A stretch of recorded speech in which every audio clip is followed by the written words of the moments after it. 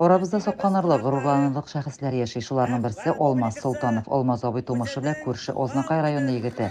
Хәрби хезмәтен 76-78 елларда Германиянең совет гаскәрләре хәрби частендә үтә. Афганстанда булган сугыш еллары бер вакытта безнең истән китми инде. Безнең хәтердә ул. Без аны үзебез белән соңгы сугышка катып йөртөрбез инде. Менә бүген бу вакыйга бик тетрәндергеч, бик шатлыклы вакыйга инде миңа Илмәт Акта ачу инде. Минем әти Афган сугышында 2 ел үзенең интернациональный долгын биргән. Шулай тагын узак еллар әтиле булып яшәргә язсын. Менә мондай олы мероприятиеләрне үткәрү инде район чарасында бик хөрмәт ул кешеләргә. 1984 елда контракт нигезендә Ерак Көнчыгышка хәрби хезмәткә китә. Чираттагы юлга кайткач, дусты яшәгән Чирмешән районының 30 имәни авылына кунакка бара. Язмыш аны шушы авыл кызы Фәриха белән очраштыра. Матур гына яшәп ятканда 87 елны Алмаз армиягә Афганистанга китеп барды. Ул вакытта безнең улыбыз тәүге авазын дөньяга салмаганда шул килеш мин Дальний Востокта торып калдым. Шундый еллап та инде аласың ул вакытта шундый күңелсез, бүтән кешеләрнең ирләре яннарында, балалары яннарында, әмин шунда ялгыз калдым.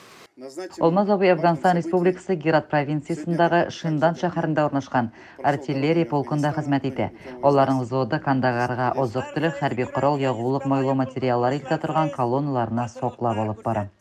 Аралашкан кешеләр шул кадәр гади, ләкин төптәнрәк, әйләнебрәк карасаң, ул кешеләрнең шул кадәр матурлыгына, ул кешеләрнең ички яктан, рухи яктан бай булуларына шаклар катасың. Менә бүгенге героебыз да үзенең матур хезмәте белән районыбызны яратып, булсын дип әйтеп матур хезмәт куеп яшәтергән. Ләкин инде күңелендә утлар, сулар кичкән авырлыкны беркемгә дә салмыйча матур хезмәт иткән райондашыбызны бүген хөрмәтләдек. Тантаналы чарада Алмаз абыйны хөрмәт итеп килгән сыйныфташлары, сугышчан дуслары да шокта иде. Җылы теләкләрен алар сүз белән дә, җыр белән дә җиткерделәр. Алмаз Солтанов белән без бер тирәдә хезмәт иткәнбез, дөрес төрле вакытны. Мин үзем 82-84-тә, Алмаз Солтанов соңрак хезмәт итте икән. Мин реактивный полкта, ул артиллерийский полк, безнең бергә торалары, һәр сугышчы ветераннарга үзләренә исән чагында шушындый токталарны, илмәт токталарын кую бик урынлы, бик кирәкле дип табам мин.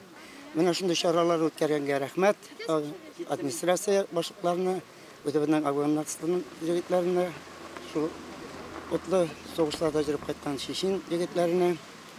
Хәзер инде менә беренче тапкыр токташканнан башлаган идек. Булмас, мөмкинлек булмас дип әйтәм. Хәзер инде менә исәнләргә токташабыз. Алмаз Солтанов хөрмәтенә куелган Илмәт Акта аның батырлыгын, күркәм тормыш юлын һәркемгә үрнәк итеп күрсәтеп торсын иде. Лилия Шәймиева, Динар Нуретдинов, Месен телевидениесе.